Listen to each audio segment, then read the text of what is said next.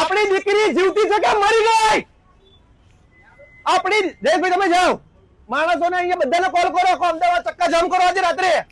આપણી આ આદિવાસી સમાજની દીકરી ની ઉપર બળાત્કાર થયો કે એને મારી નાખી કે એને ટુકડા કરીને કે ફેંકી દીધી, કઈ હતો પતો નથી. આ પીઆઈ શરમ કરવાની જગ્યાએ લાજવાની જગ્યાએ ગાજવાનું કામ કર્યું. હું કલ્પેશ પરમાર, જનતા સેના અધ્યક્ષ, આ બેનની જોડે અહીંયા ધરણા પર બેસું છું. આ બેનની દીકરીને જ્યાં સુધી બેન તમે રોવાની જરૂર નથી, તમે તમારે જરાય રોવાની જરૂર નથી. તમારી દીકરીને કઈ નહીં થાય. હું બેઠો છું, ફરિયાદ કરો, જે કરવું એ કરો. ગુજરાતના તમામ આગેવાનોને કહેવા માંગુ છું, આજે હું મરી જાઉં તો મને મંજૂર છે. આ પીઆઈની જે નાટક છે, જે તાઇફા કર્યા, સામાજિક આગેવાનોને કહે છે કે તમાશો કરે છે, તેમને કહું છું હું અહીંયા બેઠો છું. કરો, જો ફરિયાદ કરવી હોય તમારે બેન રડવાની જરૂર નથી. ગુજરાતની દીકરી છે, ગુજરાતની દીકરીને શોધી લાવો, ને તો તમને શરમ કરો. ખુરશી ખાલી કરીને ઘેર જતા રહો.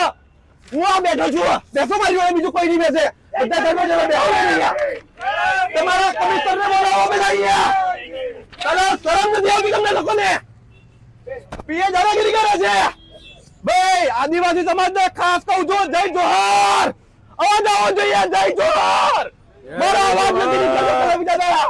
આદિવાસી સમાજની બેન ને ધક્કા મારીને પીઆઈ કાઢે છે. ધક્કા માર્યા. જય ભીમ, જય ભીમ, જય નરોડાની તમામ પબ્લિકને મારો ફોન લાઈવ કરો. પેલા મારો ફોન લાવો, આઈફોન લાવો. આઈફોન કે છે મારો?